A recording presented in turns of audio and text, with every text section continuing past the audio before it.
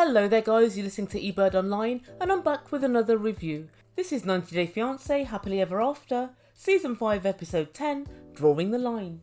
And today, the one you've all been waiting for, I'm going to be talking about Tanya and Syngin. Very quickly before I start, I just want to say, please guys, join the gang, press that red button and hit subscribe. And don't forget to hit the notification bell if you don't want to miss a video. And also don't forget to smash the like button. So without further ado, I give you Tanya and Syngin. Guys, we're in for one hell of a treat. We have a Tanya free week. And I guess it isn't as much of a treat as it is for Sinjin, but nevertheless it's somewhat of a treat. So today Sinjin's going to meet up with his old friends for a beer. And before he goes in, he tells us Tanya would rather he ate croissants and be home at 8 PM. Oh Tanya, he can't. He's already eaten all of the pies and there's no more room. Liquids only, I'm afraid. And so he meets two friends and they go to a bar where no one else is present. And guys, I found this whole thing really weird. There were the only 3 people in the bar. Well, at least it eradicates any possibility that they'll get into a bar fight. And so they all greet each other and there's lots of and cheering and backslapping. And they, for want of a better phrase, call him a fat fuck. And he says he's picked up 15 kilos.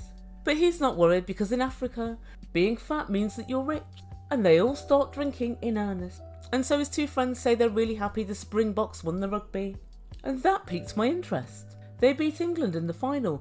I still believe they bribed the referee, but that's another video for another day. But this date stamps this whole meeting at some point after November last year. So the Tanya hating session that we're about to hear was extremely recent. Interesting. And so they all drink pints of beer and giant chasers. No, guys, I don't mean Tanya. I mean super large shots, like triple shots.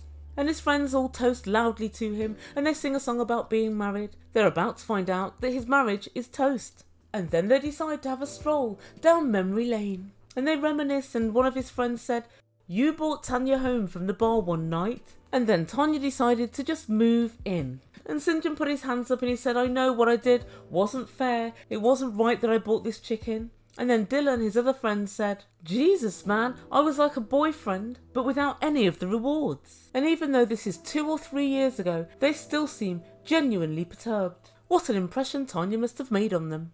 And then production asked one of his friends, "How long did she live with you?" "A couple of weeks." He says, No, 2 months. And guys, at this point, I really feel for them. 2 months of Tanya is an MF indeed. And they continue, "It wasn't the environment for a woman. She had completely different standards." Did she? Guys, let's have a look and see, shall we? And he continues, "Right off the bat, I didn't like her. I just thought, who the hell is this girl in my country, in my house, telling me how I should be behaving?"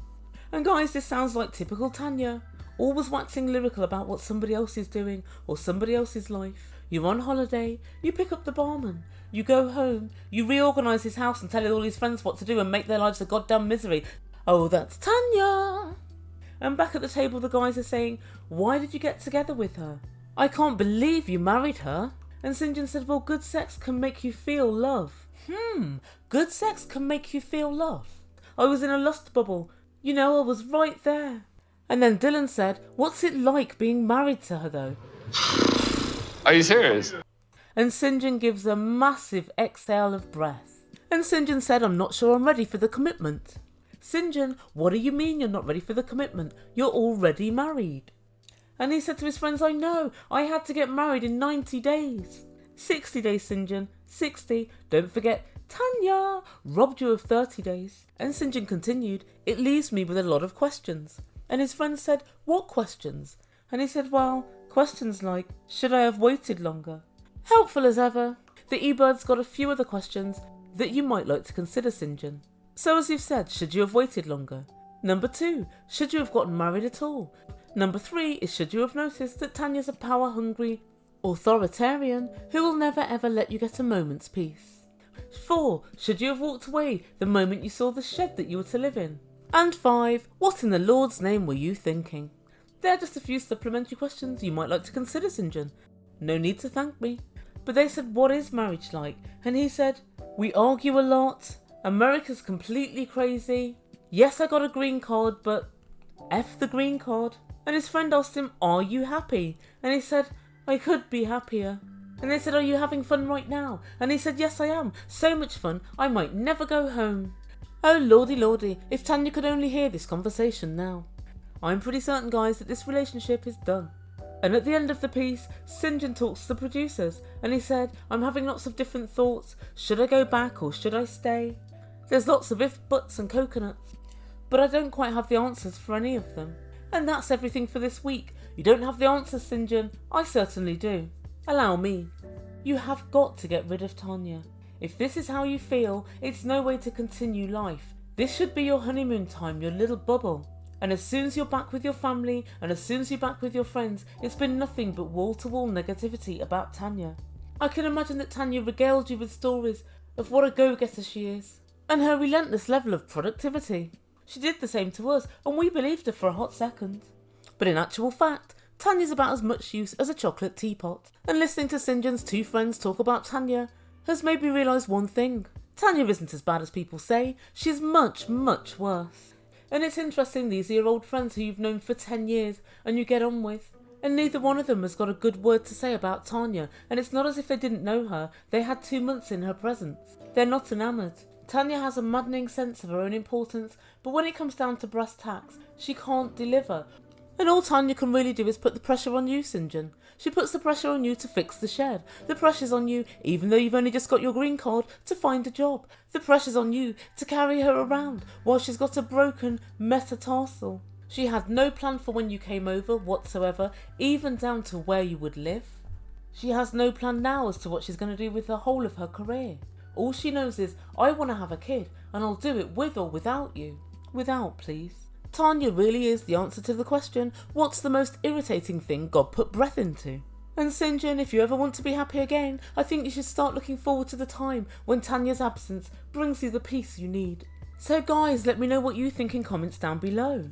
How long do you think this couple will limp along for? And if you were Tanya, what would be your next move? If I were Tanya and I wanted to keep the relationship together, I think I would say, let's just move to South Africa for like a couple of years and see if they can make a go of it there. I think that Sinjin will be a lot happier, and I don't really see that Tanya's got much going on in the States per se. But beyond that, I don't know what I'd do if I were Tanya. And it's quite interesting for us all, I think, to pick apart what Sinjin said within this episode. He said, I was in a lust bubble. It was amazing.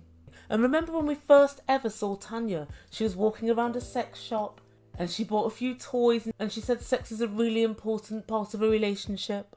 And Tanya's 100% right, of course it is. But remember this and remember it well. You can go to town, do your best, knock him out, render him unconscious. But when the mist clears and he opens his eyes, all he's got is Tanya standing there. Is that a blueprint for life? I don't think so. Also, I think it's fair to say that no amount of good sex can make up for a goddamn irritating personality. And if there's one thing that you're going to work on, it's just that. Try not to make everything about you. And Tanya literally hates the part of conversations where the other person says things. She just wants to go on and on and on with her diatribe and pushing forth her views, and this is confirmed by Sinjin's two flatmates. And in fact Tanya's own sister, but Sinjin's flatmates cannot stand her. And you should have thought on, Tanya, when you were being a massive ball ache, didn't you think if anything ever goes wrong, these guys are going to really badmouth me? And guys, it's no wonder she didn't want Sinjin to go out with his friends. She's really not getting a good edit. So to conclude, it seems to me as if Sinjin has pretty much made up his mind. I think what he's going to struggle with is actually how he's going to tell Tanya, but I think he wants to be back at home, he wants to be back in South Africa, and it's a massive shame because America has got so many opportunities, but you went with the wrong person. You were in a shed at the bottom of a garden, in the middle of nowhere, with nobody for company, except for Tanya's hamster on speed mum. You were never going to have a good time. Also, Sinjin's putting the whole relationship down to lust and great sex, and that doesn't bode well for Tanya either. He's pretty much saying it wasn't the personality or the looks or anything, it was great sex. Not good. I can imagine as it draws closer and closer that he's got to go back to America, he's going to start dreading it more and more, because what are you going back to? A 1-bedroom flat with miserable Tanya and no job so to speak of. So last week I thought the end was nigh, but I think the end is going to come even sooner than we thought. So guys, let me know what you think down below. Is this relationship done? I think it is. Thank you so much for listening, and I'll be back tomorrow with another video, or if you're really lucky, maybe later on this evening. Please don't forget to subscribe to my channel. Make Ebird a very happy Ebird, and also don't forget to follow me on Twitter at Ebird99. You've been listening to Ebird Online. Ciao for now.